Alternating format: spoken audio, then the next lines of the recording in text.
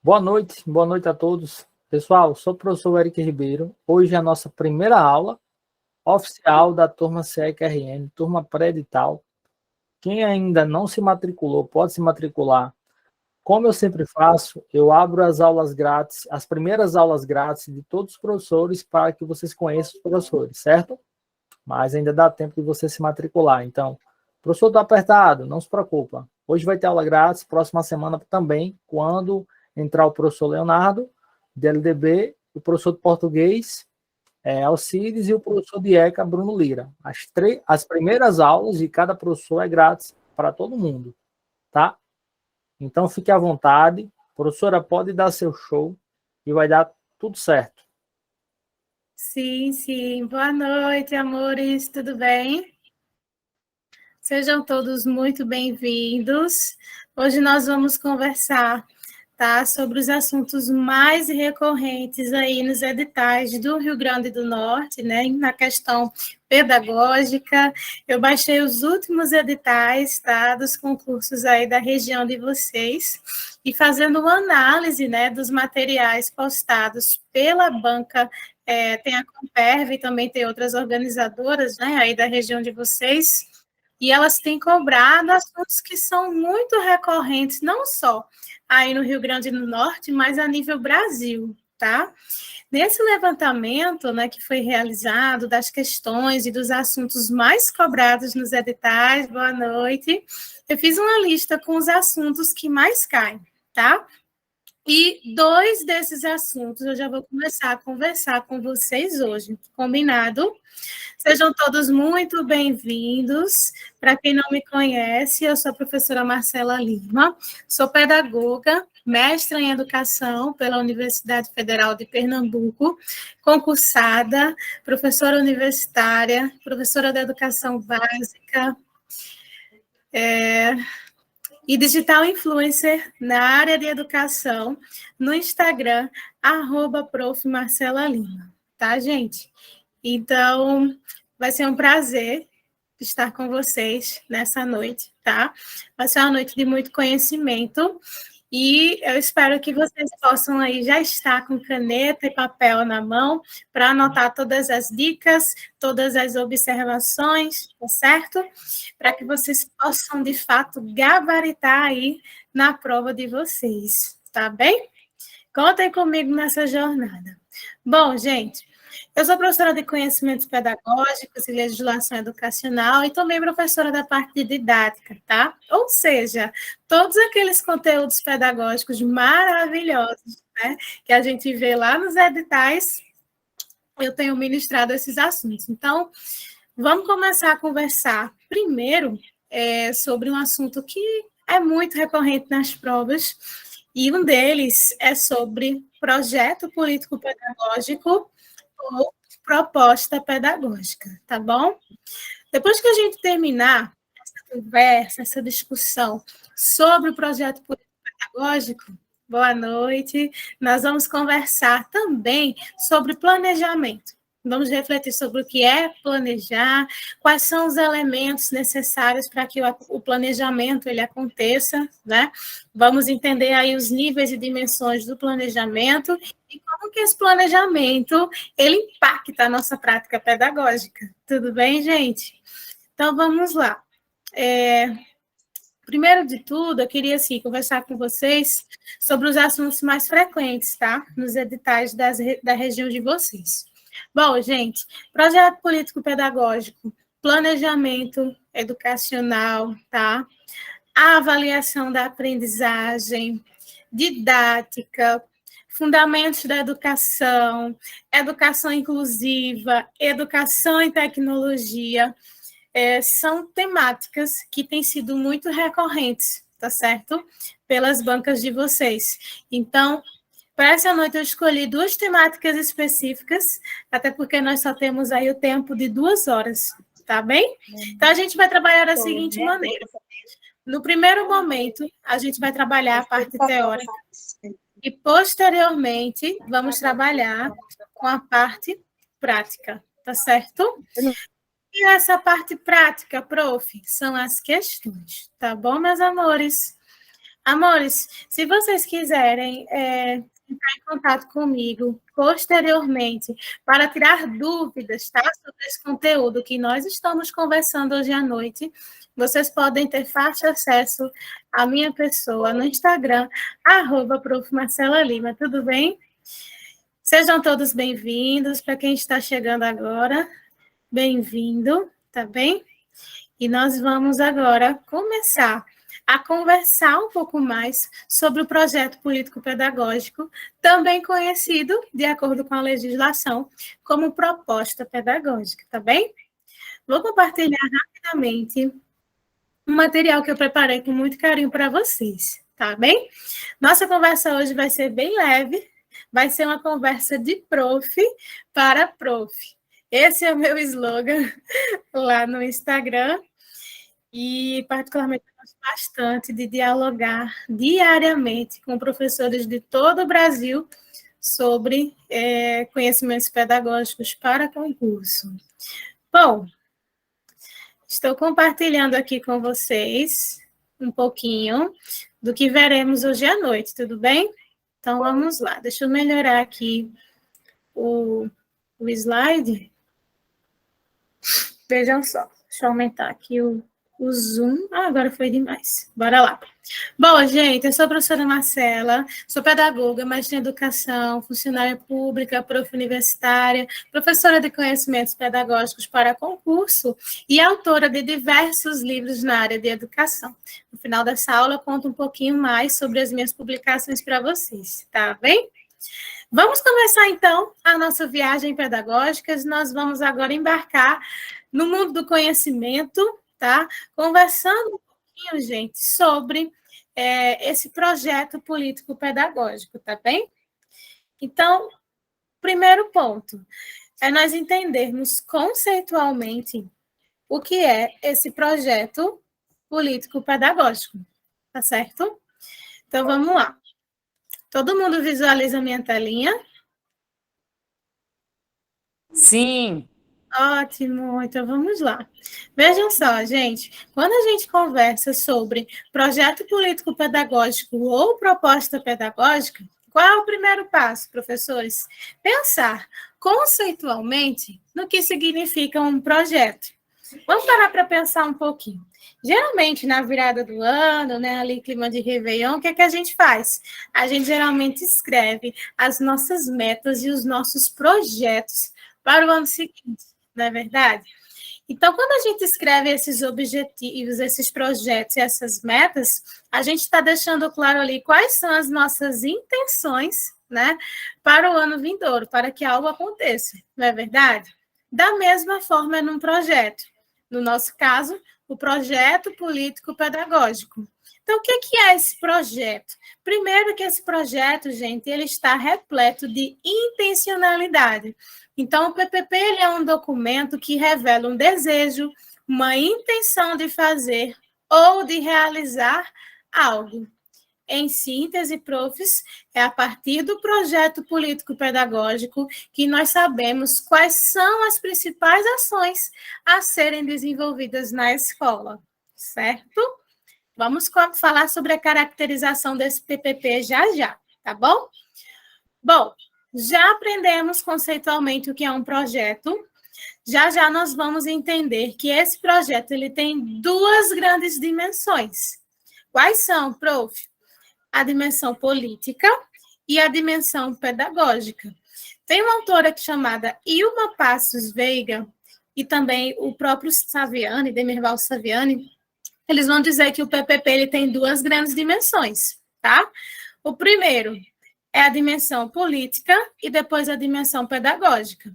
O que acontece na dimensão política? O PPP ele é político porque ele se preocupa com a formação do cidadão.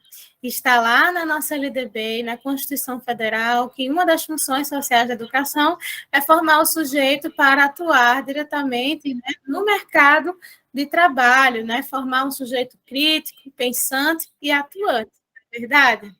Então, a gente forma um cidadão para um determinado tipo de sociedade. E essa formação política, esse sentido social do que é educação e do significado do educar, deve estar bem direitinho escrito lá no PPP da instituição, tá certo?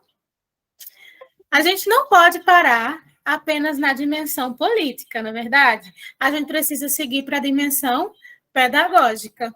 Por que que ela é considerada pedagógica? Vamos lá. Porque ela revela a efetividade da intencionalidade da escola e é no pedagógico que acontecem as ações educativas, ok? Cabe destacar, gente, que essas duas dimensões, apesar de estarem didaticamente separadas aí no slide para vocês, essas duas dimensões elas andam juntas o tempo inteiro, tá bem? Então, quando a gente está lá em sala de aula trabalhando com o nosso aluno, a gente está fazendo valer, né, tudo que está lá no nosso PPP e fazendo valer na prática as dimensões política e a pedagógica.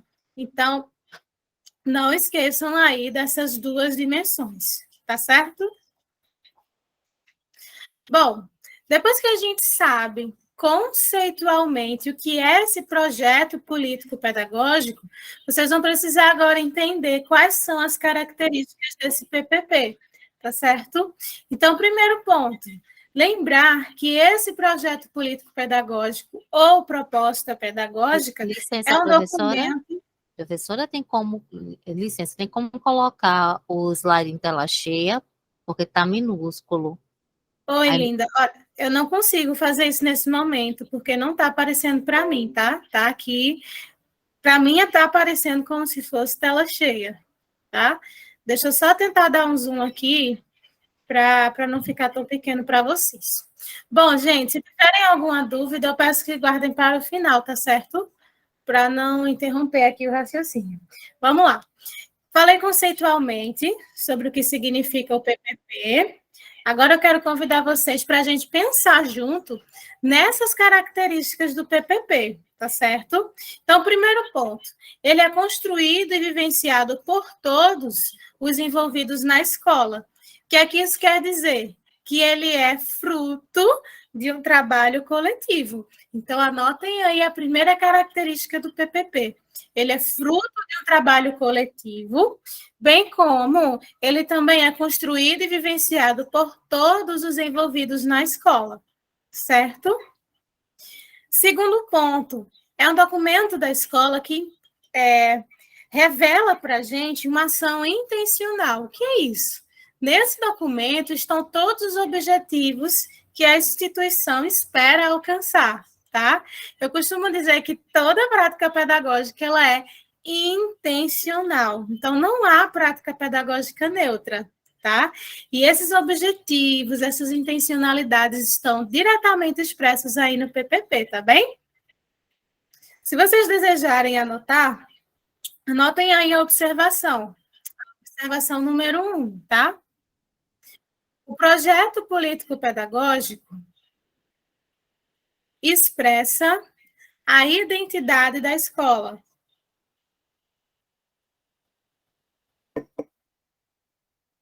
O projeto político-pedagógico expressa a identidade da escola, tá? Outro ponto importante também, que eu já tinha mencionado para vocês. Ele apresenta um compromisso definido coletivamente, tá? Isso quer dizer que se vocês olharem aí alguma questão de banca, falando, por exemplo, que esse PPP, ele é elaborado apenas pelo gestor, ou elaborado apenas pela Secretaria de Educação, essa questão vai estar o quê? Errada. Porque se ele é fruto de um trabalho coletivo, quer dizer que toda a comunidade acadêmica vai participar. Quem é que participa? Profs, os professores, alunos, pais, gestores e todos os representantes que fazem ali a escola acontecer, tudo bem? Outro princípio importante aqui, que esse PPP ele é lugar de debate, ele é lugar de diálogo. Então, por isso que a gente diz também que esse PPP, ele é fruto de um trabalho coletivo e ele expressa, né, um espaço aí para o exercício da autonomia, da democracia. Por isso que a gente diz também que esse PPP, ou proposta pedagógica, é um dos instrumentos para a efetivação da gestão democrática, tá? Só lembrando que quando a gente fala em gestão democrática, a gente está falando que essa gestão democrática é um dos princípios, né, lá do ensino, que está no artigo 3º da LDB, tá? E também é um dos princípios presentes lá na Constituição Federal, tá bem? Então, não esqueçam disso. O que é que esse PPP deve expressar, gente? Que a escola ela não é dirigida de forma centralizadora. Então, falou de PPP, falou de gestão compartilhada, é falar também de gestão democrática, tá certo? Chegamos agora no ponto importantíssimo. Vejam só. Esse projeto político-pedagógico não é simplesmente um documento, né, que ele está ali desarticulado do contexto social, não. Ao contrário, ele está diretamente vinculado com o contexto social. Por quê? Ele precisa corresponder aí às características da comunidade. Por isso que a gente diz que não há um projeto político-pedagógico igual ao outro. Cada PPP ele é único, tá certo? Zelo pela eliminação de ações competitivas e o resgate da escola como um espaço público. Então, essas também são características que vocês devem lembrar. Agora, a gente chega num ponto muito importante. Os princípios do PPP, tá certo? Segundo Ilma Passos Veiga, meus amores, o PPP, ou Proposta Pedagógica, é um documento que possui 5 princípios, tá? Anota aí comigo. Igualdade. Qualidade. Gente, alguém fecha o microfone, por favor. Se alguém está com o microfone.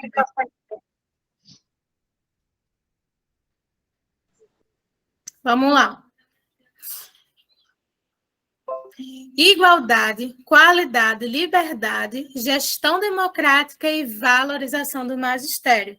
Esses são os 5 princípios do projeto político-pedagógico, tá certo?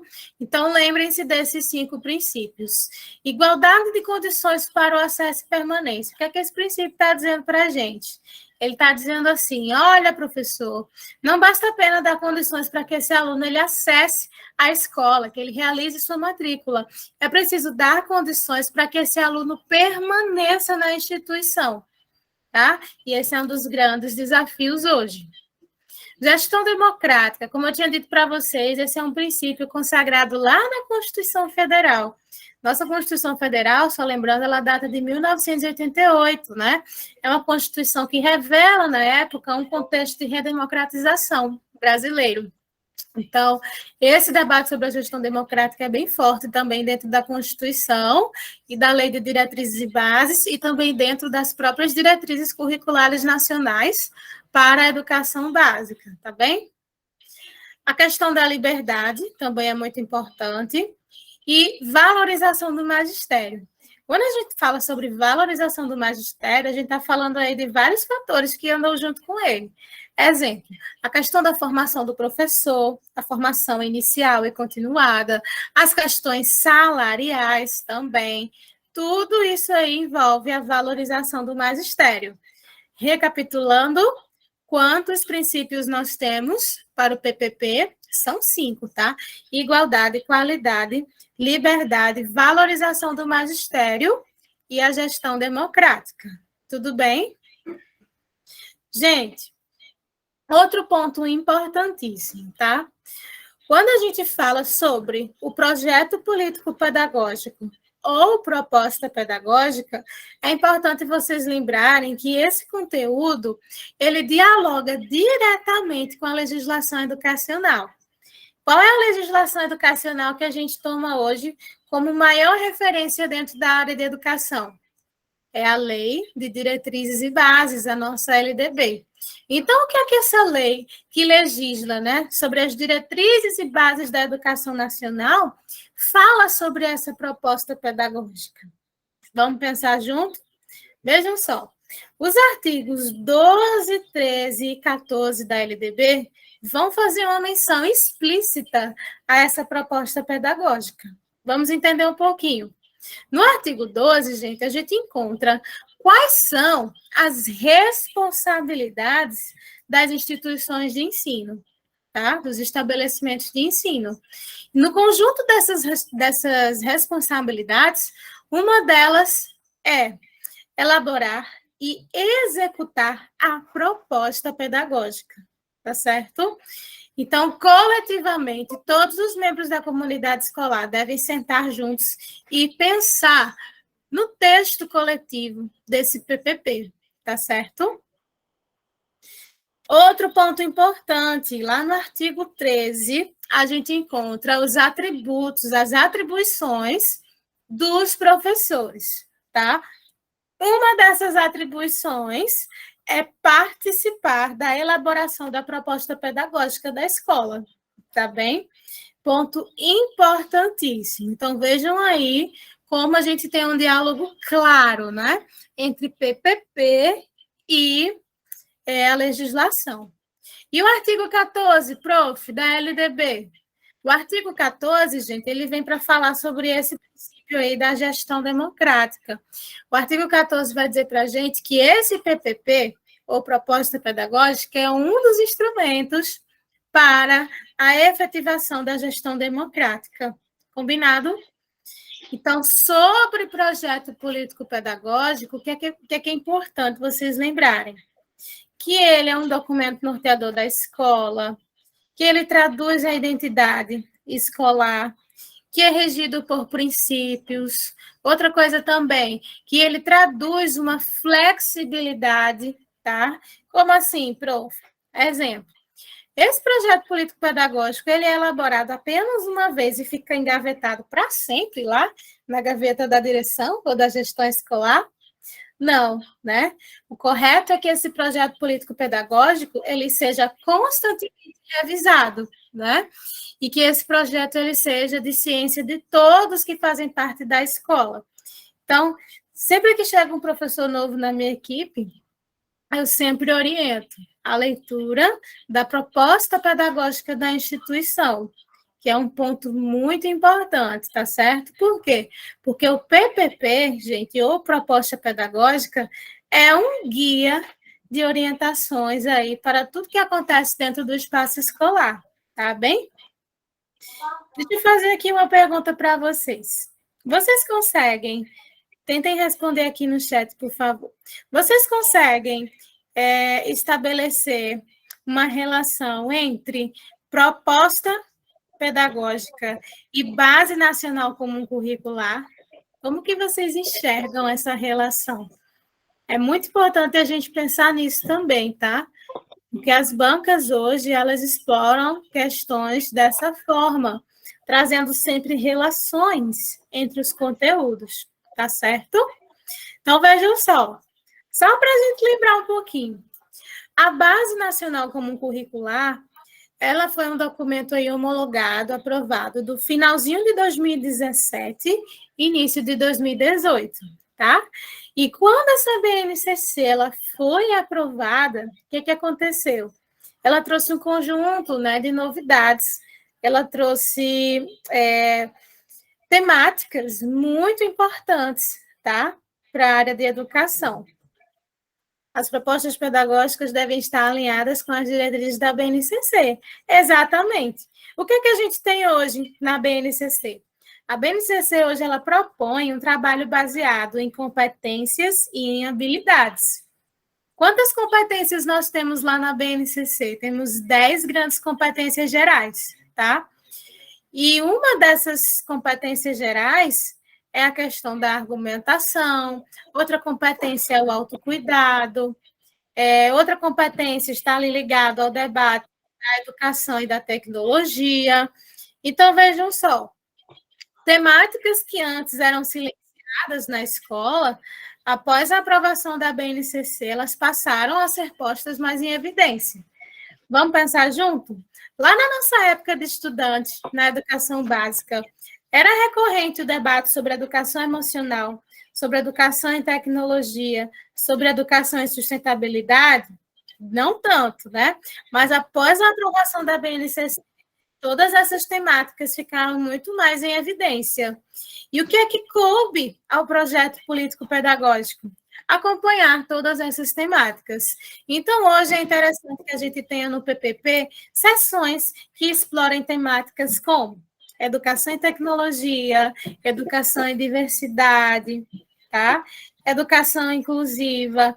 Tudo isso são pontos importantes que devem estar bem claros dentro da proposta da instituição, certo? Então, vejam aí o quão importante é esse projeto político-pedagógico. Estão me perguntando aqui se esse PPP ele tem etapas de elaboração. Sim, quando a gente está no processo ou de elaboração ou de reformulação do PPP, geralmente a gente começa, pessoal, pela etapa da diagnose. O que é isso? Da análise da realidade. Então, o primeiro passo, a gente precisa conhecer aquela comunidade escolar. Então, geralmente, né, algumas pessoas costumam aplicar ou um questionário, ou tem uma conversa mais direta, né, com os moradores da comunidade, com todos que compõem o espaço escolar.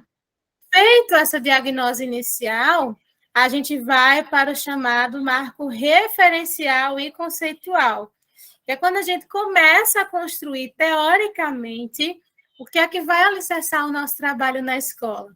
Exemplo, qual é a concepção de educação, as teorias de educação que essa instituição tem adotado? Vou dar um exemplo bem prático para vocês. Uma escola que tem um cunho montessoriano, ela vai ter o mesmo projeto político-pedagógico de uma instituição que segue uma linha freiriana? Com certeza não, né? Então, vejam, essa questão do marco referencial, conceitual, é muito importante que esteja bem construída, tá certo? Prof, que documentos legais nos dão respaldo ou para a elaboração ou para o repensado PPP? Vamos lá. A gente tem hoje um conjunto de legislações que vão nos ajudar aí nesse processo. A gente tem a LDB, a gente tem as diretrizes curriculares nacionais, a gente tem a Base Nacional Comum Curricular. Se o município ou o estado de vocês tiver aí um currículo próprio, esse currículo ele também vai ajudar no processo de elaboração do PPP, certo? Então, é um processo que não é tão simples, né? A gente não elabora PPP da noite para o dia, certo? Ou do dia para a noite. A gente realmente precisa, né, de um momento de reflexão coletiva para que juntos toda a comunidade possa organizar a estrutura geral desse texto, tá bem? Deixa eu ver se tem outra pergunta aqui no chat. Após a elaboração do PPP, qual o período para atualizar? Veja só, não há hoje uma legislação específica que diga exatamente o tempo de reelaboração do PPP, tá? Ou de ajuste, né? De atualização, tá certo? Mas o que é que se recomenda? Recomenda-se, né, que pelo menos aí a cada 2 anos, né, a instituição tenha essa preocupação de sentar e se preocupar aí para reformular a redação. Principalmente, sabe por quê? Porque nos momentos de alterações da Lei de Diretrizes e Bases, né, espera-se que esse PPP ele acompanhe as modificações, né? Tivemos agora, recentemente, por falar de atualização em LDB, tivemos agora uma atualização muito recente, dia 11 de janeiro, né? No artigo 4º, acho que inciso 12, falando sobre a importância dos recursos tecnológicos, da educação e tecnologia dentro do espaço escolar. Então, agora as escolas públicas, né, devem ter aí todo um equiparado, todos os materiais, né, disponíveis para que o prof e todos da comunidade possam trabalhar com tecnologia. Está na lei. Se vai, de fato, né, funcionar na prática, nós ainda não sabemos. Mas vejam só, essa alteração, considera-se, na verdade, que essa alteração é um grande avanço, né, para a nossa área. Considerando que hoje, né, principalmente pós o período pandêmico, né, nós ainda utilizamos muito, né, os grupos de WhatsApp e outros recursos tecnológicos aí que têm auxiliado a prática pedagógica do professor. Então, vejam só o quão é importante o PPP ele ir acompanhando essas novas temáticas que surgem, essas novas alterações, tá bom? Vou voltar a passar os slides agora. ficou claro para todo mundo o que é esse projeto político-pedagógico ou proposta pedagógica? Deem um ok para mim no chat, para eu ficar tranquila. Se alguém tiver alguma dúvida, também pode perguntar, lançando a pergunta aqui no chat, que eu estou olhando o que vocês estão escrevendo, tá bom? Tudo ok? Ótimo. Vamos, então, agora para uma segunda parte da nossa discussão. Nós vamos conversar um pouquinho sobre planejamento, tá certo? Então, o que é planejamento? Vamos lá. A gente tem aí hoje autores que têm respaldado o debate sobre planejamento, tá? E para a gente começar a entender o que é esse planejamento, a gente vai recorrer lá atrás a alguns dos autores que nós estudamos lá no curso de licenciatura em pedagogia, né? No curso de licenciatura. Quem lembra? A gente pagou disciplina, né, de didática, de planejamento e organização do ensino, né? Tudo isso a gente viu lá na faculdade. Mas agora chega o momento da gente relembrar, né, os principais pontos teóricos, tá certo? Então, vamos lá. A gente vai fazendo esse passo a passo agora. E sobre o planejamento, o que é importante vocês lembrarem? Que é um conjunto de autores que discutem hoje sobre o que é o planejamento, tá? No conjunto desses autores, a gente tem as contribuições do Libânio. Libânio tem um livro muito importante, cujo título é Didática. Professora, didática e planejamento, sim. Didática e planejamento são dois conteúdos que dialogam diretamente. Eu vou mostrar a vocês como, tá bom? Então, Libânio, nesse livro Didática, ele vai dizer assim, olha, professor, quando a gente fala sobre planejamento, a gente tem o planejamento educacional, o planejamento escolar, o planejamento de ensino e o planejamento de aula. O que é que acontece, gente? Dentro desses níveis todos do planejamento, o que é que o concurseiro faz? Às vezes ele acaba confundindo planejamento de ensino com planejamento de aula. E eu vou mostrar para vocês agora, através dessa observação que eu vou falar, qual que é a principal diferença entre planejamento de ensino e planejamento de aula, tá certo? Primeiro ponto. O planejamento de ensino, ele refere-se, gente, a um planejamento cuja durabilidade, cujo tempo ele é um pouquinho maior, tá? Deixa eu explicar logo a diferença para vocês. Anotem aí a observação, se puderem. Vamos lá. Observação número 2, porque eu já tinha feito a primeira observação lá atrás sobre PPP. Agora a gente vai para a observação número 2. Coloquem assim. O planejamento ou plano de aula, o planejamento ou plano de aula refere-se às ações de um dia letivo. Refere-se às ações de um dia letivo. A partir dessa observação, vocês não vão mais errar questões sobre planejamento, tá certo? Então, planejamento de aula. Sempre que a gente falar sobre planejamento de aula, a gente vai falar sobre as ações que vocês desenvolvem em sala.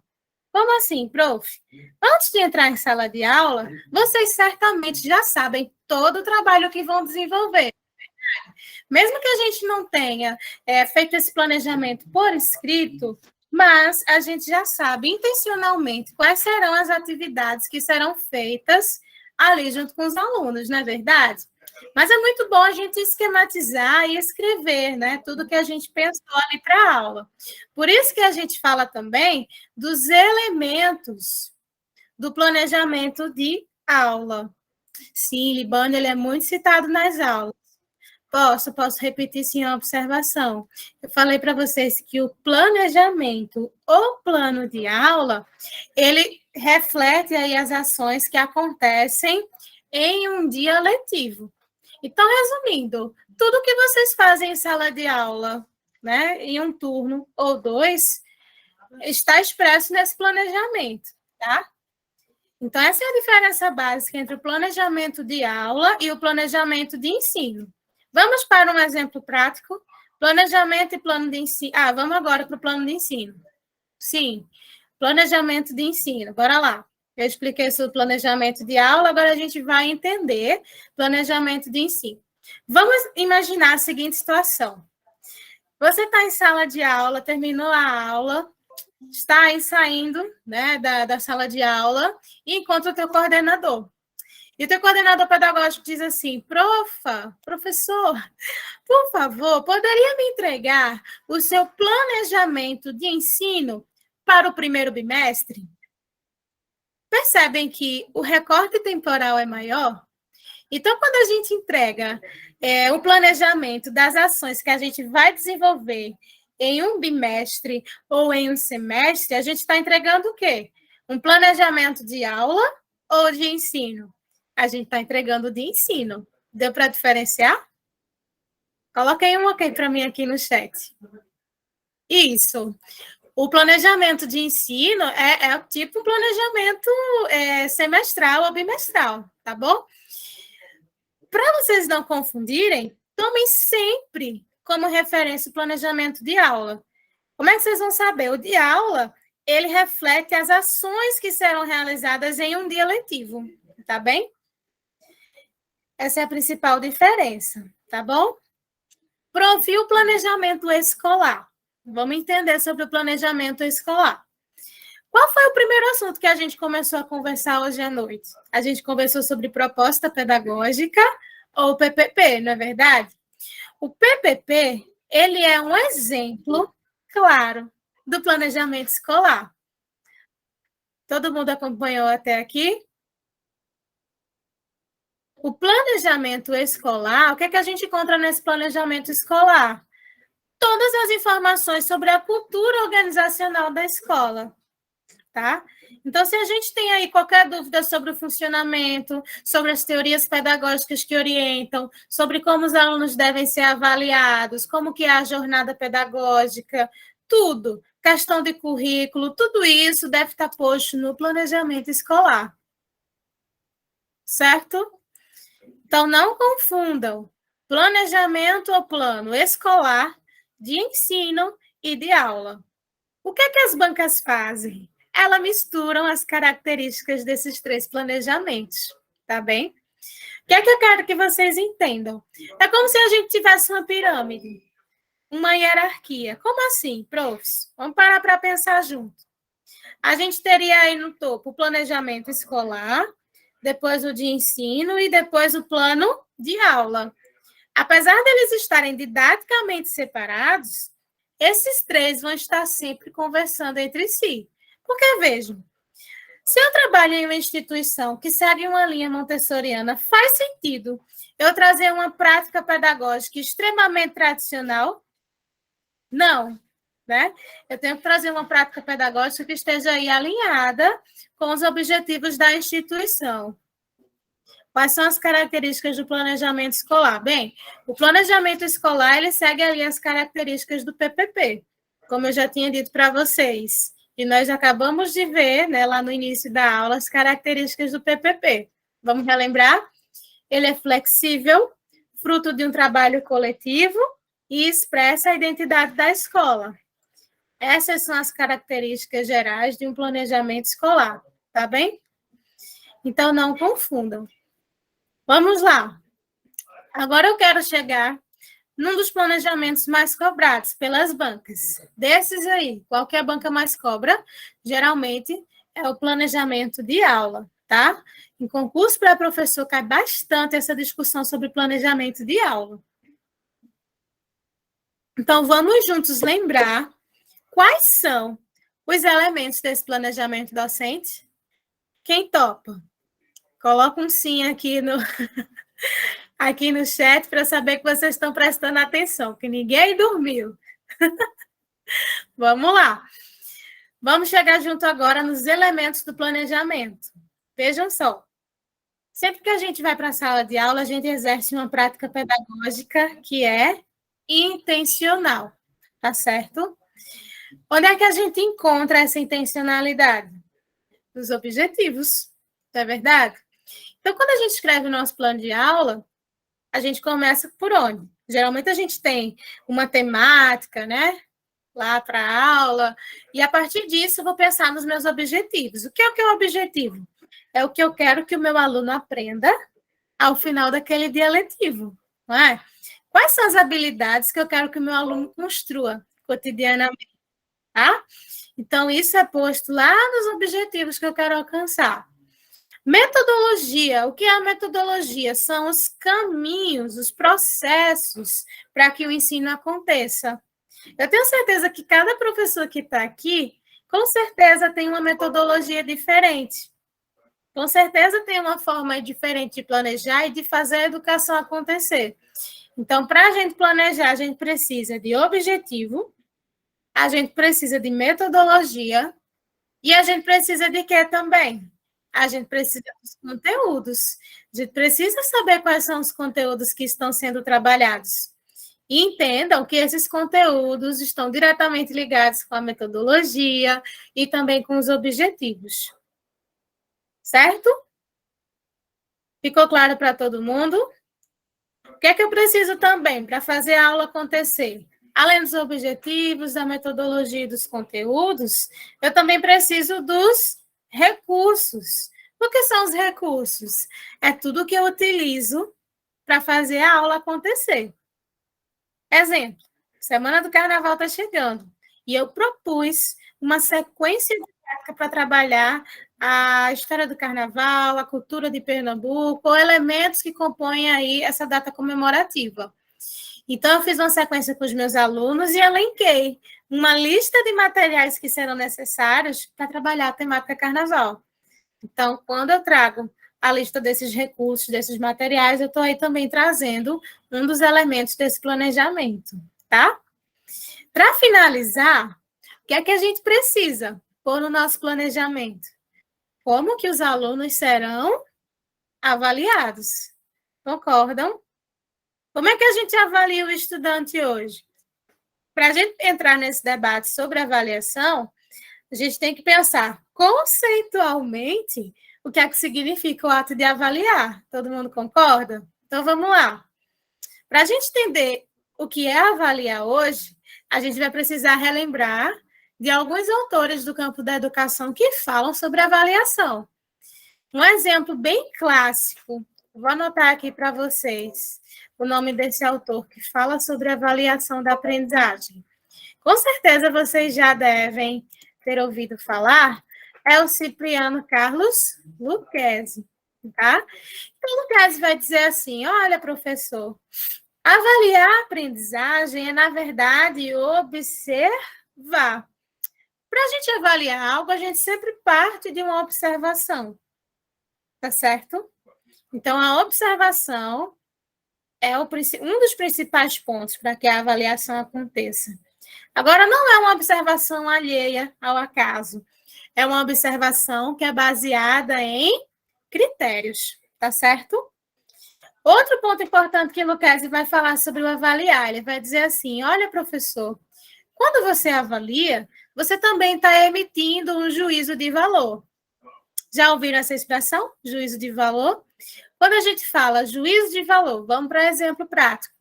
Primeira semana de aula, eu estou conhecendo a minha turma e faço uma avaliação diagnóstica. A partir dessa avaliação diagnóstica, eu consigo o quê? Coletar dados e informações sobre o que o meu aluno já sabe, ou coisas que ele ainda não sabe, tá? Então, eu fiz, por exemplo, uma atividade avaliativa de sondagem com a minha turma do terceiro ano. E eu percebi que a minha turma do terceiro ano ainda não diferencia adjetivo de substantivo, ou ainda tem dificuldade em alguns pontos da ortografia. Então, foi essa atividade de sondagem que me permitiu identificar, olha, a maioria dessas atividades do terceiro ano B, dos alunos estão com dificuldade ainda em compreender, né, essa distinção. Então, a partir dessa realidade, eu vou pensar em práticas pedagógicas para que os meus alunos eles alcancem a aprendizagem. Então, isso é realizar juízo de valor. É quando eu olho aquela atividade, aquela avaliação e observo, opa, João ainda precisa avançar nisso aqui. Em contrapartida, ele consegue construir muito bem as operações de multiplicação e divisão, tá? Então, o que é esse juízo de valor? É quando eu analiso uma realidade e emito um determinado parecer, tá? Então, é isso que a gente faz quando a gente corrige a atividade, quando a gente corrige a avaliação. Isso é fazer uso do juízo de valor. Ficou claro para todo mundo? Outro debate importantíssimo, né, que o Libânio traz para a gente, pessoal, é a distinção entre avaliação e exames. Está praticamente uma aula de avaliação, né, isso aqui. Eu estou só falando sobre um dos pontos do planejamento docente, que é a avaliação. Mas vamos continuar, porque a avaliação da aprendizagem também é assunto que cai bastante em concurso para professor, tá bem? Então, o Lucas vai dizer assim: há uma diferença entre o ato de avaliar e o ato de examinar. Por quê? Os exames, eles zelam pela classificação, né? Aquele zelo exagerado por nota, né? Então, os exames são totalmente diferentes, né, das avaliações. Um exemplo de exame, o concurso público, tá? Quando a gente presta concurso público, a gente marca lá a resposta, o gabarito, etc. E depois sai o quê? Uma lista de classificação, né? Uma lista dos aprovados, né? Depois tem aí prova de títulos, todo um processo que reflete, na verdade, um exame e não uma avaliação. Ficou claro para vocês a diferença? Se a gente se aprofundar um pouco mais nesse debate sobre avaliação, algo que a banca pede muito é isso aqui, ó. Deixa eu digitar para vocês. As funções da avaliação. São 3 grandes funções. Eu tenho certeza que vocês já sabem. Estou falando agora sobre avaliação. Bora lá. Avaliação formativa, somativa e a avaliação diagnóstica. Essas são as 3 grandes funções da avaliação, tá?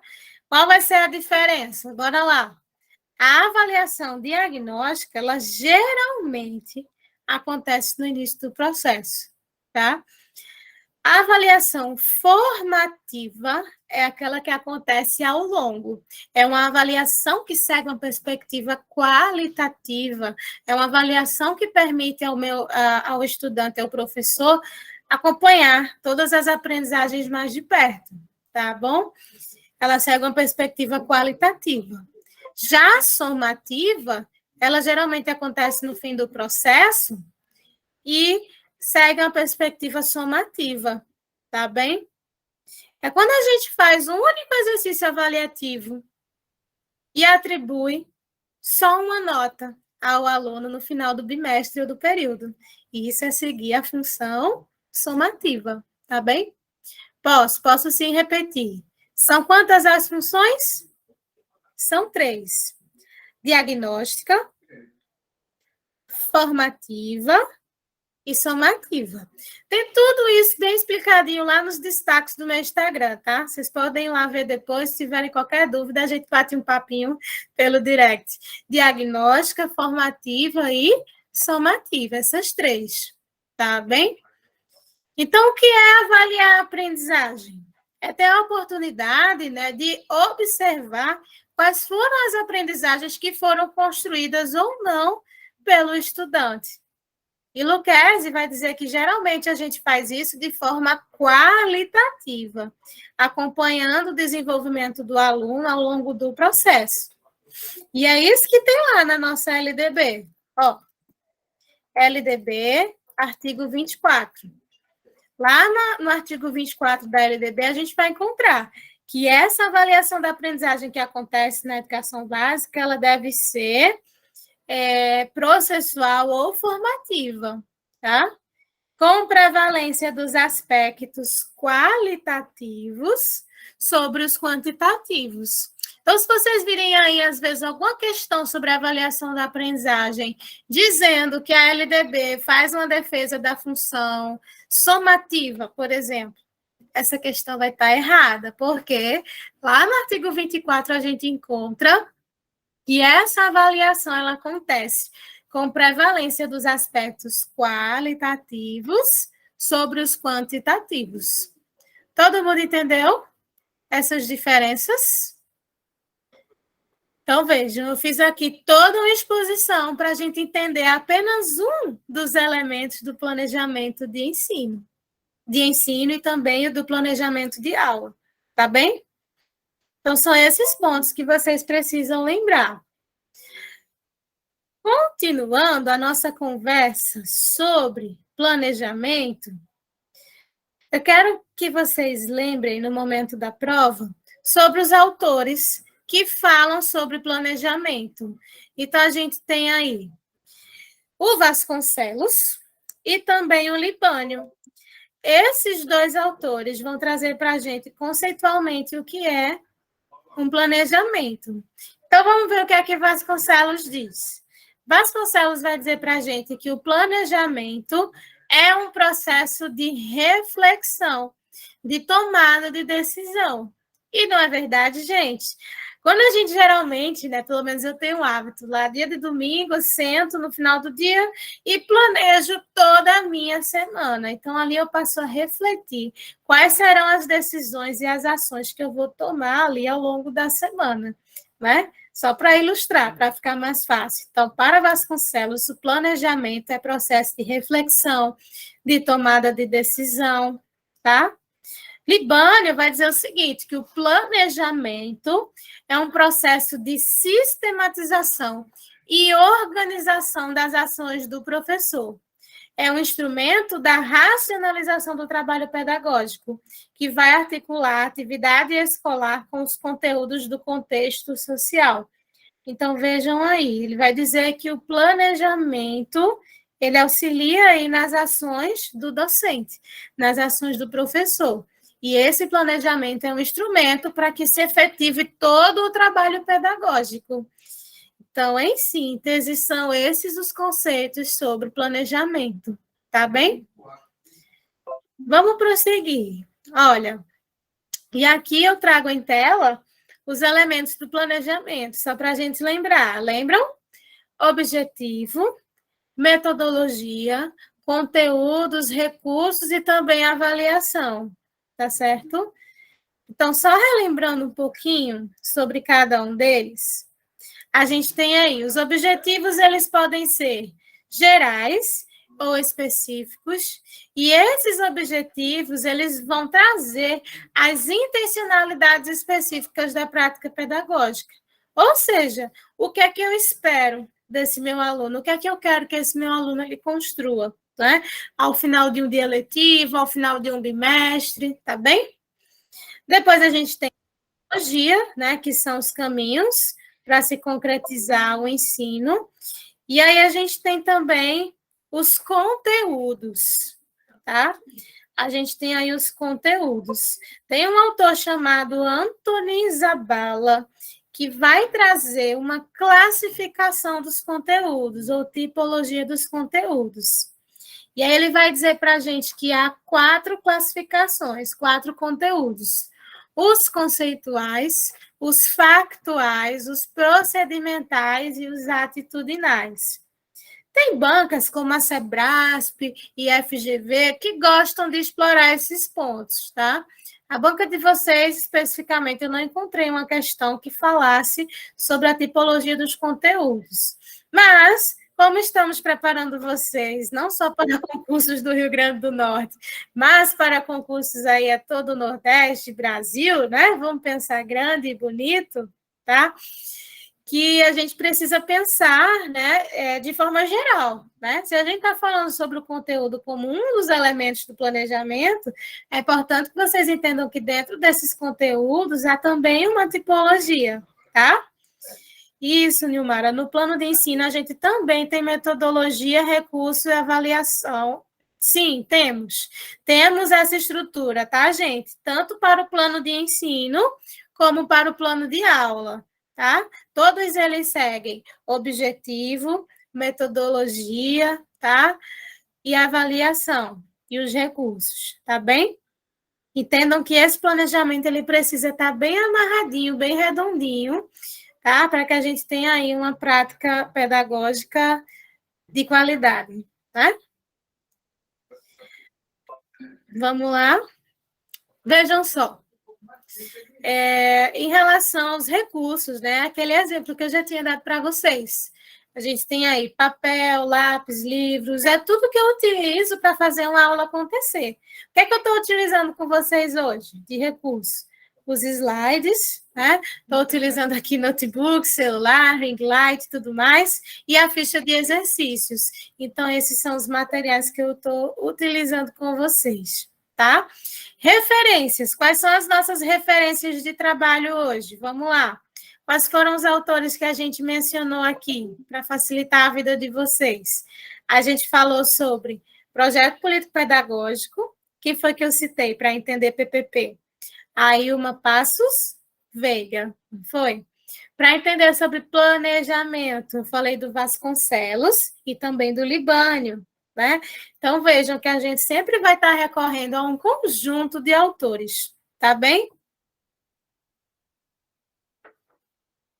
Até aqui, tranquilo. Todo mundo conseguiu entender claramente o que é o projeto político-pedagógico, tá certo?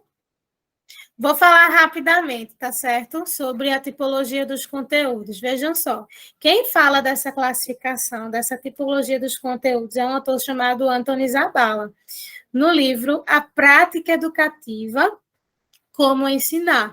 Um livro amarelinho, ótimo, não é tão caro, dá para todo mundo adquirir. E deve ter em PDF também.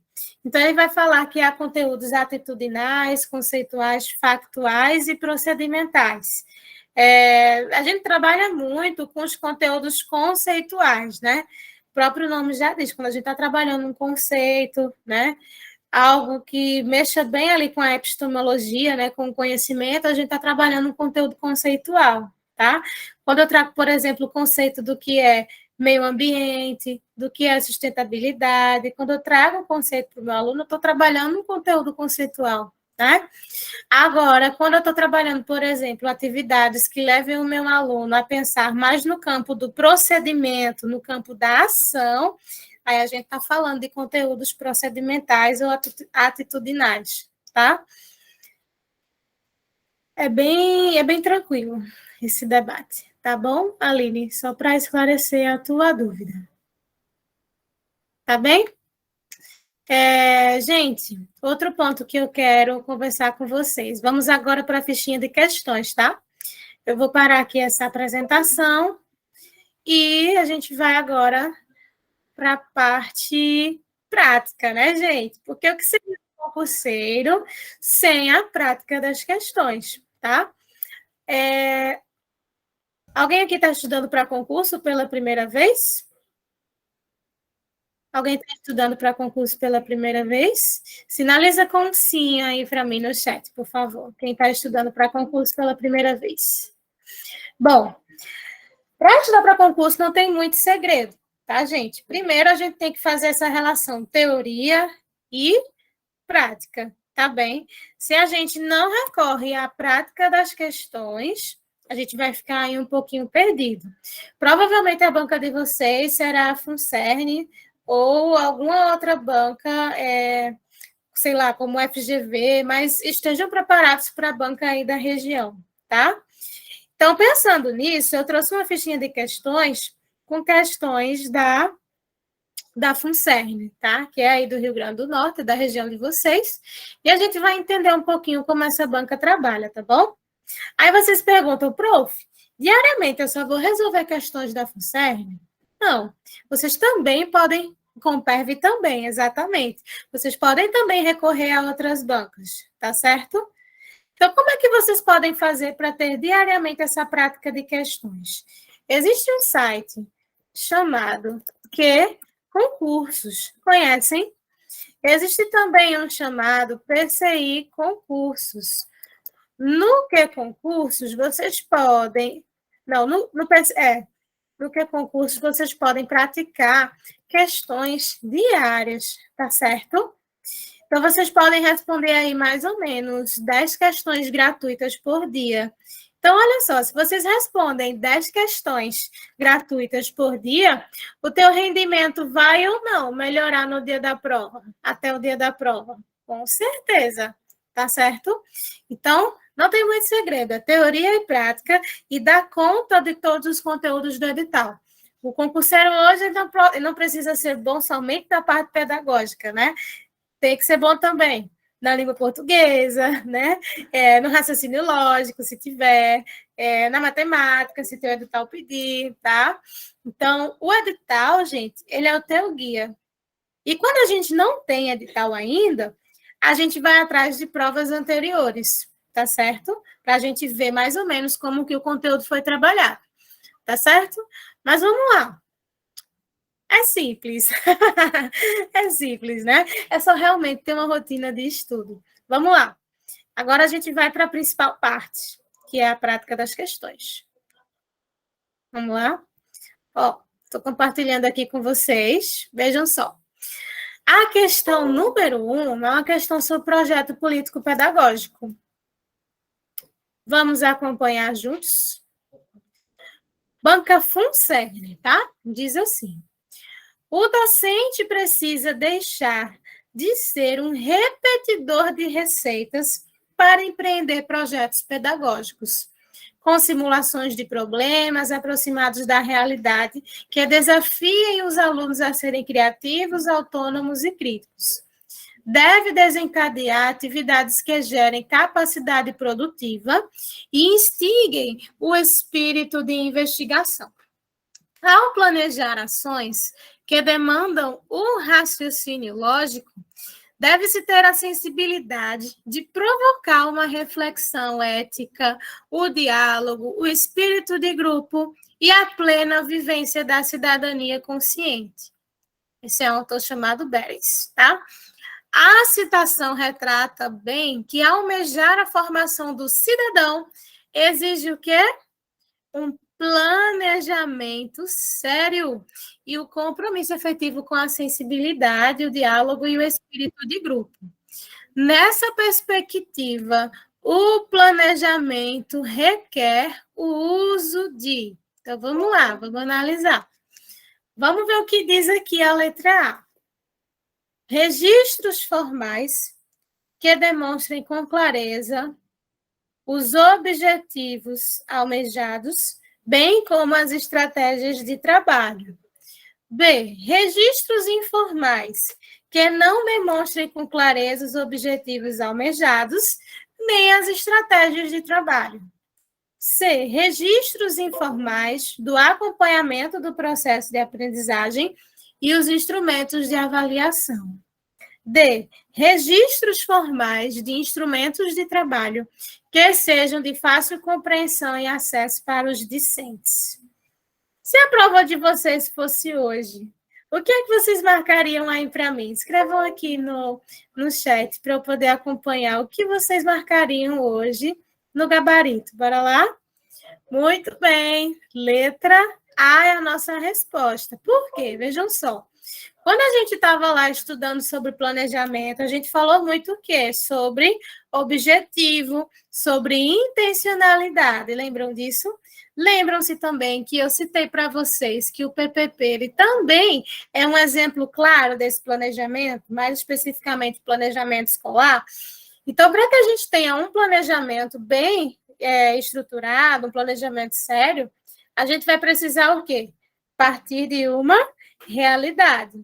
E a gente consegue compreender essa realidade através dos registros, concordam? Então, a gente vai precisar de registros formais que demonstrem com clareza os objetivos almejados, ou seja, o que é que se conseguiu, o que é que se quer também alcançar, tá? E as estratégias, os caminhos para que esses objetivos sejam alcançados, tá certo? Letra A. 2, vamos para a questão 2. Banca FUNCERN também. Na construção do PPP, olha quem aparece aqui. A gente viu ou não? A danadinha da Ilma Passos Veiga, nos primeiros momentos da nossa aula. Ilma Passos Veiga na construção aqui, no diálogo sobre PPP. Então, vamos lá. Olha só. Na construção do PPP, Veiga parte do princípio de que a inovação emancipatória não pode ser confundida com reforma, invenção ou mudança. Ela se constitui, de fato, em processos de ruptura com aquilo que está instituído. Baseia-se em processos dialógicos e não impositivos. Na comunicação e na argumentação, e não na imposição de ideia, valorizando os diferentes tipos de saberes. Numa perspectiva emancipatória, o PPP apresenta várias características. Observe algumas que estão nas afirmativas abaixo e, em seguida, assinale a alternativa correta.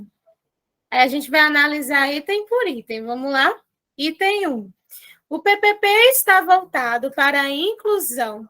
Observa a diversidade de alunos, suas origens culturais, necessidades e expectativas educacionais. 2. O PPP apresenta uma unicidade entre a dimensão técnica e política e preocupa-se com o trabalho pedagógico, articulado com o contexto social. Item 3. No PPP não há vínculo entre gestão democrática e autonomia escolar. Vamos analisar aqui o que é que está correto. O que é que vocês marcaram aí para mim? Letra A, 1, 2 e 3. B, 1 e 2. C, 2 e 3. Ou letra D, 1 e 3 apenas? O que é que vocês marcariam aí para mim? Ponham aqui no chat. Vamos fazer esse debate aqui no chat. Eita, que agora apareceu B, C. Vamos, então, analisar juntos? Vejam só. Item por item. Olha lá. O item 1 diz assim, ó, que esse PPP está voltado para a inclusão. Observe a diversidade, origens culturais, necessidades e expectativas educacionais. Isso está o quê? Está correto, né? 2. O PPP apresenta uma unicidade entre a dimensão técnica e política. Ok. E preocupa-se com o trabalho pedagógico articulado com o contexto social. Perfeito. Lembram que eu disse assim para vocês que esse PPP expressa a identidade da escola e que essa identidade dialoga diretamente com o contexto social e com as intencionalidades políticas? Então, até agora, a nossa resposta é a letra B. Vamos confirmar. Item 3. No PPP não há vínculo entre gestão democrática e autonomia. Errado. Nós vimos que o PPP ele é um instrumento de materialização da gestão democrática, não é? Então, qual é a nossa resposta? Nossa resposta é a letra B. E sim, existe um vínculo muito forte entre PPP e gestão democrática, tá certo? Então, letra B é a nossa resposta, tá bem? Vamos para a terceira. Olha só. Terceira questão também é da Banca FinServ, tá? Professora, Oi, meu bem. a unicidade apresenta unicidade, a letra B, Como é, meu bem? Você está em qual questão? na anterior. O PPP apresenta... Você está falando do item 2. Sim. Sim, apresenta uma unicidade, um diálogo, uma conexão entre a dimensão técnica e a política. Sim, elas não estão dissociadas, tá? Ok, obrigada. Não esqueçam. Lembra quando a gente viu lá no início da aula aquelas duas dimensões do PPP? Que ela tem intencionalidade política e também pedagógica. Tem relação com isso aí também. Então, sem dúvidas, a letra B, tá bom? Certo, obrigada. Todo mundo entendeu?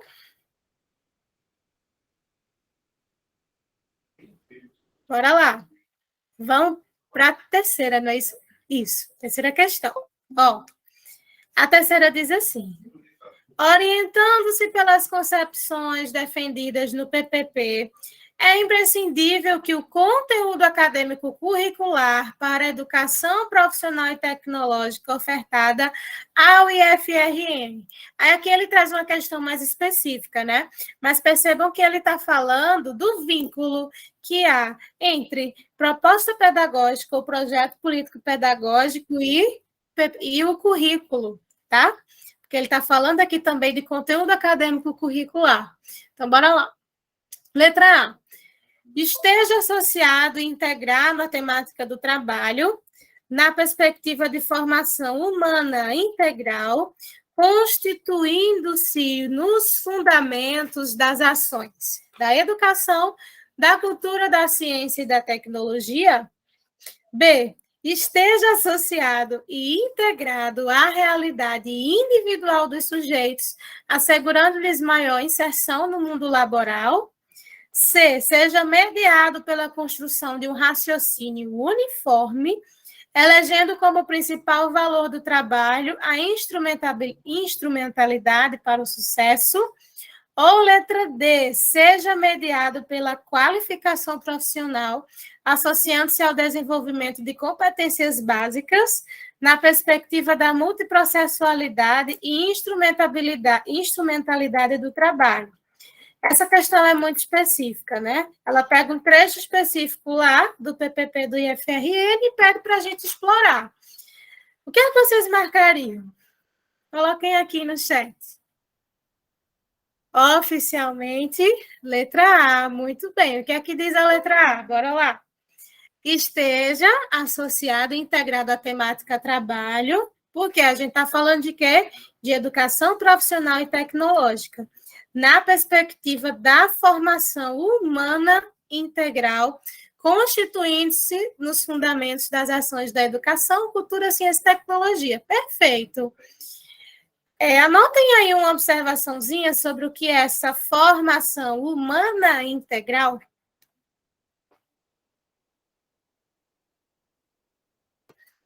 Vocês podem colocar assim, que essa... Vou até chamar a atenção aqui no chat. Que essa formação humana integral diz respeito à formação do sujeito como um todo. Ou seja, não é apenas formar o sujeito apenas no campo cognitivo. É preciso pensar no campo afetivo, psicológico e etc. Tá?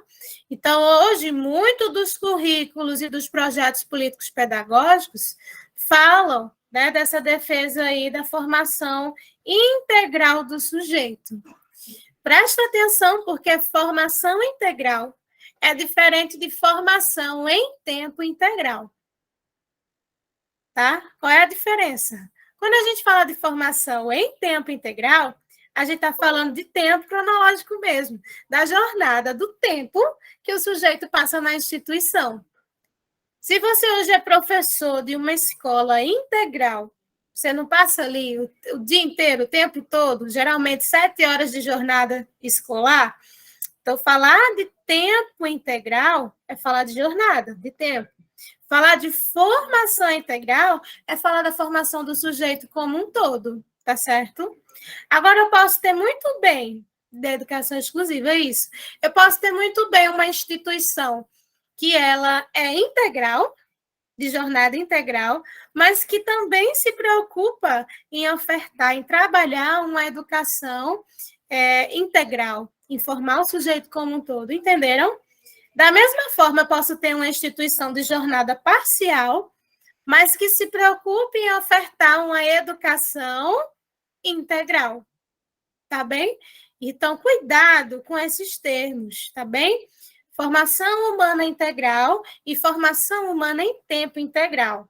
Então, a nossa questão número 3, a resposta é a letra A, tá bem? Vamos para a quarta questão. O projeto político-pedagógico é o plano global da instituição. Pode ser entendido como a sistematização de um processo de planejamento participativo que se aperfeiçoa e se objetiva na caminhada. Quanto às características do projeto político-pedagógico em relação à sua abrangência? Bora lá. Ele é, letra A, individual, democrático e participativo. B, amplo, integral e global. C, processual, amplo e disciplinador. Ou letra D, longo, unificado e global. O que é que vocês marcariam?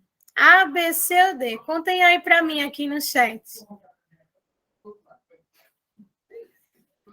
Muito bem, vamos analisar juntos. Olha só. Individual, ele não pode ser, não é verdade? A gente viu que ele é fruto de um trabalho coletivo. Amplo, integral e global. Perfeito. Tá? Ele vai trazer aí, dentro desse documento, vários aspectos que dizem respeito à educação, e ele vai trazer, geralmente, essa discussão da formação integral, né, do sujeito, tá? Porque ele não é, letra C, processual, amplo e disciplinador. Ele não tem o caráter de disciplina, né, que vem aí no sentido de disciplinar, não, tá? E letra D, longo, unificado e global. Não necessariamente longo. Eu posso ter uma proposta pedagógica mais enxuta, mas que tenha ali bem definido os seus objetivos, a função social da escola, a caracterização da comunidade, tá? Então, oficialmente, nossa é qual? A letra B. Todo mundo entendeu? Vamos agora para a quinta questão. Vejam só. Nessa quarta questão, tem um trecho aqui que eu quero destacar, que eu quero chamar a atenção. Essa expressão aqui, ó, vou até colocar no chat. Planejamento participativo. Vocês já ouviram falar nessa expressão? Planejamento participativo. O próprio nome já diz. Zela pela participação de todos. O PPP é ou não um exemplo de planejamento participativo? É sim, tá? Então, se vocês olharem algum item dizendo que esse PPP ele expressa um planejamento participativo, está correto, porque ele conta com a participação de todos da comunidade, gestores, né, diretores, pais, coordenadores, pedagogos, professores, tá bem? Então, só essa observação aí para vocês lembrarem. Vamos para a questão número 5. Ó, as linhas básicas de direção e realização do ensino relacionam-se com as tarefas de planejar e avaliar. O planejamento, presta atenção, ele está falando aqui do planejamento escolar. É uma tarefa docente que inclui tanto a previsão das atividades didáticas em termos de sua organização e coordenação em face dos objetivos propostos, quanto a sua revisão e adequação no decorrer do processo de ensino. Desta forma, o planejamento, letra A, prevê objetivo, conteúdo e método a partir da consideração das exigências postas pela realidade social, do nível de preparo e das condições socioculturais e individuais dos alunos. E aí? Vocês marcariam a letra A?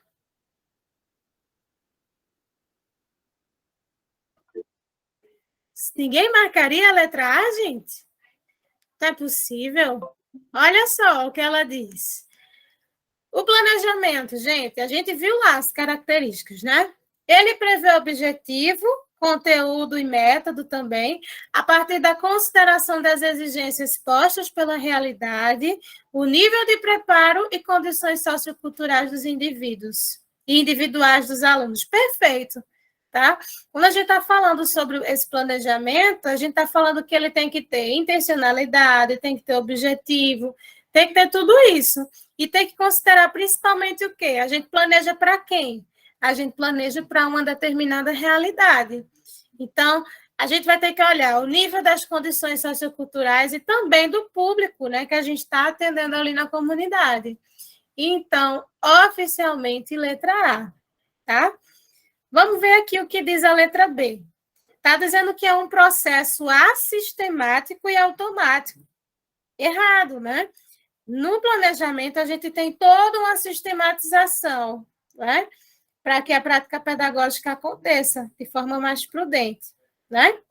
C, expressa em sua essência uma atividade secundária, já que os livros trazem propostas prontas, cabendo ao professor executá-las. Gente, por mais que às vezes a gente tenha aí, né, programas e planejamentos e livros didáticos que tragam orientações sobre como planejar, essa é uma atividade que é essencialmente de quem? Do professor, tá? Letra D. Assegura o preenchimento de formulário para controle pedagógico e administrativo. Vejam só, falar sobre planejamento não é falar do âmbito burocrático. Geralmente, quando eu pergunto para as pessoas, para o meu público de professores, para você o que é planejamento, alguns falam que é burocracia, né? Por conta exatamente da caderneta, né? Mas entendam, né, que conceitualmente, teoricamente, esse planejamento é muito mais do que um controle pedagógico, né, do que o ato de preencher formulário. Tá? Ele expressa ali as intencionalidades da prática pedagógica, não esqueçam disso. Então, a quinta questão, qual é a nossa resposta? Letra A, tá certo? Então, não esqueçam disso. Não associem planejamento à burocratização, tá? Se a gente vai para a questão 6, olha que interessante. Lembra quando eu estava explicando para vocês sobre o PPP? E a relação que há entre LDB e PPP? Então, é isso que está acontecendo aqui nessa questão, Banca FUNCERN. Bora lá. A Lei de Diretrizes e Bases da Educação Nacional, a partir de 96, determina a obrigatoriedade de toda instituição do país a construir um PPP como instrumento de educação democrática. Nessa perspectiva, escolhe a alternativa que demanda o papel do PPP na escola. Então, para que esse PPP existe? Qual é a função desse projeto político-pedagógico? Vamos analisar? Vocês já estão dando a resposta aqui para mim, maravilha. Olha a letra A. Proporciona proposta pedagógica coletiva, autonomia na escola, flexibilização do planejamento e gestão compartilhada. Perfeito, essa já é a nossa resposta, né? Todo mundo compreendeu que a sexta questão é a letra A? Viram que quando a gente estudou lá as características do PPP, eu falei de tudo isso, que ele é fruto de trabalho coletivo, que expressa autonomia, está ligado ao planejamento e é um instrumento de gestão? Então, de cara aí a nossa resposta é a letra A.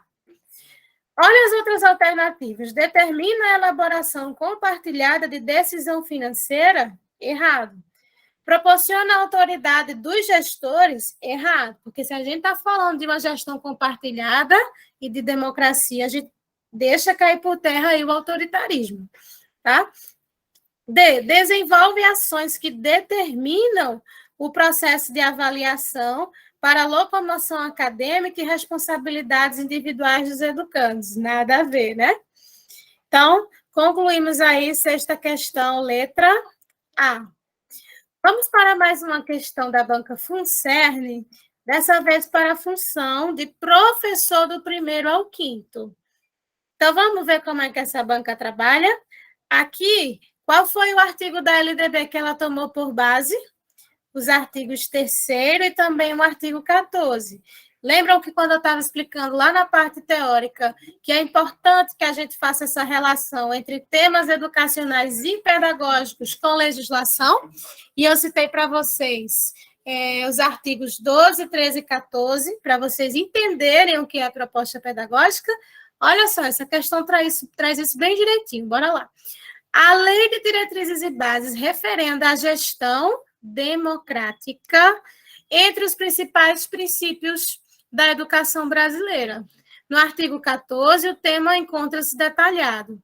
Com base na LDB sobre gestão democrática, é correto afirmar. Bora lá. O artigo 14 retoma a ideia inicial sobre a responsabilidade dos sistemas de ensino para a regulamentação das normas de gestão democrática. Destaca a relevância da participação de 2 atores considerados essenciais nesse processo. Quem são? Os profissionais da educação na elaboração do PPP e a participação da comunidade escolar e local nos conselhos escolares e equivalentes. Alguém marcou a letra A? Alguém marcou a letra A? Muito bem. Letra A de cara já é a nossa resposta. Se a gente observa exatamente o trecho da legislação, está lá essa responsabilidade dos sistemas de ensino no processo aí, né, de elaboração do PPP e do envolvimento da comunidade. Então, sétima questão 7, letra A. Viram como ele pegou exatamente aquilo que eu falei? Pegou trecho da legislação e dialogou com proposta pedagógica. Isso tem acontecido muito nas bancas, tá bem? Sempre que vocês forem estudar para concurso, para a parte de temas educacionais e pedagógicos, ou didática, ou conhecimentos pedagógicos, façam relações entre a discussão teórica que vocês estão estudando com o que está sendo pontuado nas legislações, tá bem? Prof, como é que eu faço para ter acesso a uma legislação atualizada? Eu sempre oriento que vocês estudem pelo ldb.planalto. Então, quer estudar a legislação atualizada, ver o que mudou, o que não mudou? Põe lá no Google ldb.planalto e vejam quais foram as modificações, tá bem? ldb.planalto. Bora lá? Prosseguindo agora, a gente vai para a questão 8, né? Vamos lá, questão 8. Banca com PERV. O planejamento de ensino é uma das atividades profissionais dos professores. Ao discutir sobre essa atividade, um dos professores de um grupo de reflexão sistematiza 4 pontos de vista explicitados nos itens a seguir. Aí tem 1, 2, 3 e 4. Ele quer o quê? Os pontos de vista em consonância com as reflexões atuais sobre planejamento. Então, vamos analisar. 1. O planejamento de ensino constitui uma hipótese didática de natureza flexível. Perfeito. A gente viu que a flexibilidade é uma das características do planejamento, tá?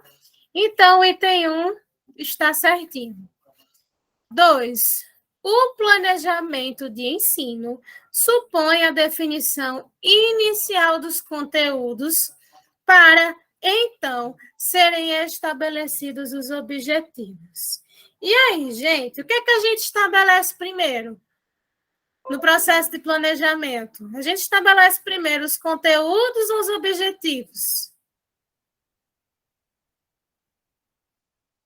O que é que a gente pensa primeiro? No que a gente vai ensinar ou nos objetivos? Nos objetivos, não é verdade? Então, vamos voltar aqui para a questão. A questão diz que o planejamento de ensino supõe a definição inicial dos conteúdos para depois estabelecer o objetivo. O que foi que ele fez aqui? Ele trocou. Perceberam? Então, está errado. Não pode ser o item 2. Todo mundo acompanhou? Ele fez uma troca, tá? Vamos agora para o 3. A escolha dos recursos didáticos depende fundamentalmente das formas a serem usadas na avaliação. E aí, é só a avaliação? A gente também não escolhe o recurso didático com base no objetivo e na temática que a gente trabalhou, traçou lá no início da aula, né? Então, não é apenas aqui no campo da avaliação da aprendizagem, tá? Então, item 3 está errado. 4. O planejamento de ensino ativo deve tomar como pressuposto a construção de pontes entre o significado do conteúdo escolar e sua construção pelo estudante. Gente, corretíssimo. Hoje a gente fala muito, inclusive o próprio Libânio traz uma discussão dele no livro Didática, né, que tudo que a gente ensina hoje precisa trazer sentido, precisa ser relevante para o estudante. A gente também fala bastante, né, da questão do resgate dos conhecimentos prévios, considerar o que o aluno já sabe. Então, isso aí também está ligado, né, dentro dessa construção do significado, do sentido do conteúdo para o aluno. Então, qual é a nossa resposta? Letra B de bola. Itens 1 e 4. Letra B de bola, itens 1 e 4. Todo mundo entendeu? Clareou para todo mundo? Ótimo. Vamos embora. A gente vai agora para a questão 9, tá? Depois eu abro para vocês trazerem perguntas, tá bom? Vamos só finalizar aqui essa sequência de correção. Questão com o PERV. Bora lá. Pedagogo. Diz assim. Bora lá. O planejamento de unidades didáticas pelo professor é uma das atividades fundamentais que implicam a tomada de decisões. Ele exige diversos conhecimentos profissionais sobre o ensino e a aprendizagem.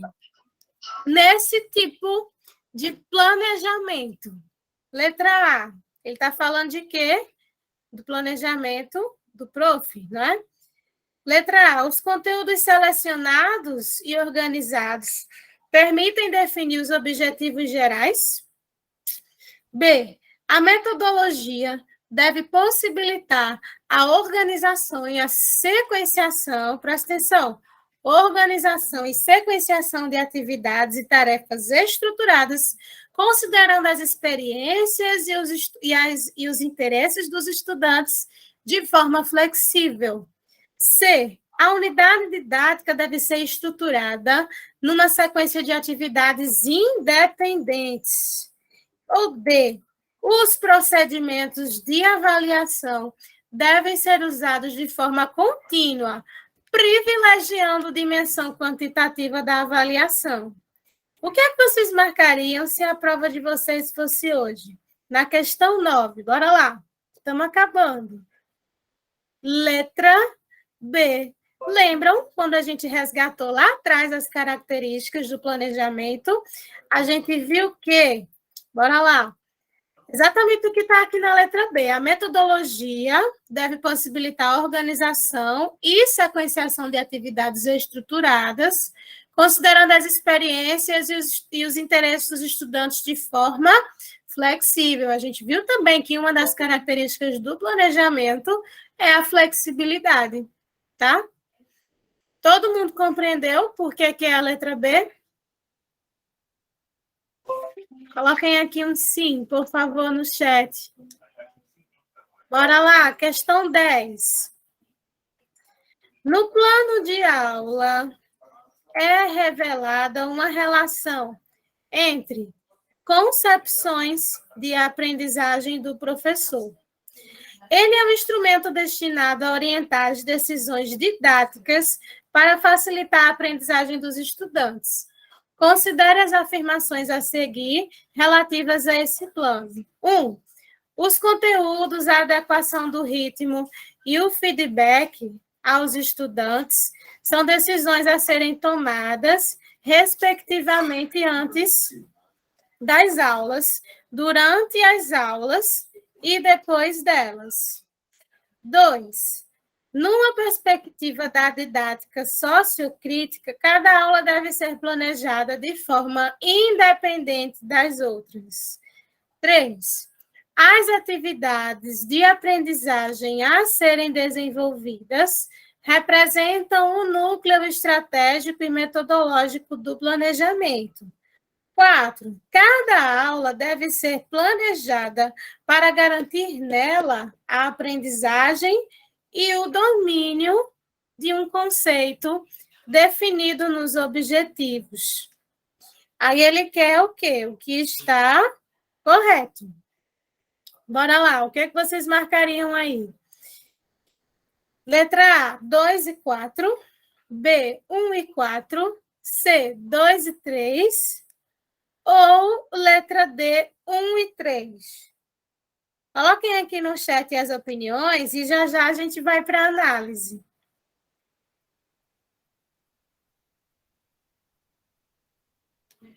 Bora lá. Vamos para a análise. Oficialmente, o gabarito marca a letra D de dado. Bora lá. O item 1 está certo por quê? Vamos entender. Os conteúdos, a adequação do ritmo e o feedback aos estudantes são decisões a serem tomadas, respectivamente, antes, durante e depois das aulas. Perfeito. A gente diz que esse planejamento ele é flexível. Então, a gente vai adequando, né, a questão dos conteúdos. A gente vai vendo o ritmo da turma, não é isso? Então, ele acontece antes, durante e depois delas, tá? Então, o item 1 está correto. Então, não pode ser letra A, também não pode ser letra C. Só pode ser ou B ou D, tá? Vamos para o item 2. Numa perspectiva da didática sociocrítica, cada aula deve ser planejada de forma independente das outras. Errado, né? A gente precisa ter uma sequência, uma continuidade, uma lógica entre os conteúdos, né? Entre o que está sendo planejado. Então, não pode ser item 2. 3. As tarefas ou atividades de aprendizagem a serem desenvolvidas representam um núcleo estratégico e metodológico do planejamento. O que é metodologia, gente? São as ações, né, que a gente realiza para que a aprendizagem aconteça. São os caminhos, né, que a gente vai adotando aí para que a aprendizagem ocorra. E percebam que através, né, das atividades é quando a gente consegue colocar ali em prática o que a gente planejou. Não é verdade? Por isso que a gente diz que essas atividades de aprendizagem são desenvolvidas e representam um núcleo estratégico e metodológico do planejamento, né? São as atividades, as ações que dão vida, né? Principalmente aí ao planejamento, tá? Então, até agora, 1 e 3, né? Até agora, letra D. O item 4 diz assim: cada aula deve ser planejada para garantir nela a aprendizagem e o domínio de um conceito. E aí? A gente sempre vai trabalhar com conceito? Lembram lá naquela classificação, na tipologia dos conteúdos? Tudo bem, a gente viu que há os conceituais, né? Mas também há os atitudinais, os procedimentais. Então, nem sempre cada aula vai ser planejada com foco aí no domínio de um conceito, tá? Então, a gente fica oficialmente com a letra D. Itens 1 e 3, tá certo? Cuidado com as palavras. Tem algumas bancas que colocam expressões realmente para a gente, para o concurseiro escorregar. A banca não quer, né, que o concurseiro seja aprovado. Mas lendo aí direitinho e interpretando todas as informações, a gente consegue, né, ser aprovado direitinho. Vejam só. Ficamos, então, com o seguinte gabarito. Quem lembra aí das nossas respostas? Bora lá. Eu vou colocar aqui para vocês irem acompanhando. Primeiro item, letra A. Segundo, B. Terceira questão, A. Quarta questão, letra A. Quinta questão, Desculpa, a quarta questão foi letra B, tá? Quarta questão, letra B. Quinta questão, ficamos com a letra A. Sexta questão, letra A. Sétima questão, letra A. Oitava questão, letra B. Nona questão, letra D. E 10, letra D. Certo, gente? Vejam só. Isso, exatamente. Muito bem, Nilmara. Se vocês quiserem depois acompanhar e tirar mais dúvidas, tem lá no meu Instagram só sessões específicas para dialogar sobre planejamento. Alguém tinha levantado a mão? Juliette tinha levantado a mão? Alguém tinha levantado a mão? Com dúvida? Dúvidas? Não está dando para te ouvir, Ju. Não está dando para te ouvir, não. Tenta escrever no chat. Tenta escrever direitinho. Ah, sim, vou colocar aqui. Para quem desejar acompanhar, o Instagram é o @prof. Marcela Lima. Lá nós discutimos cotidianamente sobre educação, as temáticas mais recorrentes nos concursos, tá bem? Tem esqueminha, tem mapa mental, tem pad quiz. Jéssica está dizendo que ainda confundiu planejamento escolar com planejamento de ensino. Bora lá. O planejamento escolar, ele reflete toda a dinâmica escolar. Ele representa a identidade da instituição. Para você não errar mais, lembre-se do PPP. Tá certo? Lembre-se do PPP. O planejamento ou plano de ensino, ele é um recorte, digamos, desse PPP. O que a gente planeja para acontecer em sala de aula, tá? Deve estar diretamente ligado com a proposta pedagógica da instituição. Tá certo? E o plano de aula, ele é, na verdade, um documento, né, que reflete as ações de um dia letivo, tá? Tudo que você realiza em sala de aula, você registra onde? No teu plano de aula, né? Com relação ao professor, além do PCI, qual foi o outro site? Foi o Que Concursos. Foi esse aqui. Que Concursos. Tá certo? Ficou claro para todo mundo? Ficou claro para todo mundo? É possível dizer que o PPP ele é unificado? Olha, é possível a gente dizer que o PPP ele tem características gerais que são comuns, tá, a todos os projetos, como, por exemplo, vocês me perguntaram também sobre as etapas de elaboração, lembram? Todo PPP ele segue uma estrutura geral. Quando a gente está ali ou elaborando ou reelaborando, a gente começa por onde? Pela análise da realidade. Então, a gente tem a análise da realidade, depois a gente vai para o marco teórico ou conceitual, e depois a gente vai ali destrinchando as ações, o debate sobre currículo, sobre avaliação, e todas as outras temáticas que são importantes também, que esse PPP acompanhe, tá certo? Alguma dúvida ainda, pessoal? Sim, a aula fica gravada, vocês conseguem visualizar todas as informações que a gente construiu hoje, certo? E aí eu quero ouvir também um pouquinho vocês. Coloquem aqui no chat a opinião de vocês. Se vocês conseguiram aprender, se foi bom, se foi ótimo para vocês. Pontos em relação também à didática. Ficou claro para vocês? Ai, que bom, que bom, que bom que ficou claro.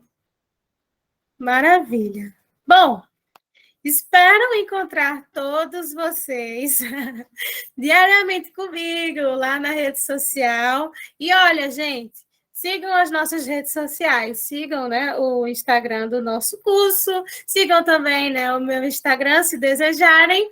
E olha, não percam também a oportunidade de se matricular. Então, quem ainda não está matriculado, faz a matrícula no curso e a gente vai se ver aí no curso regular.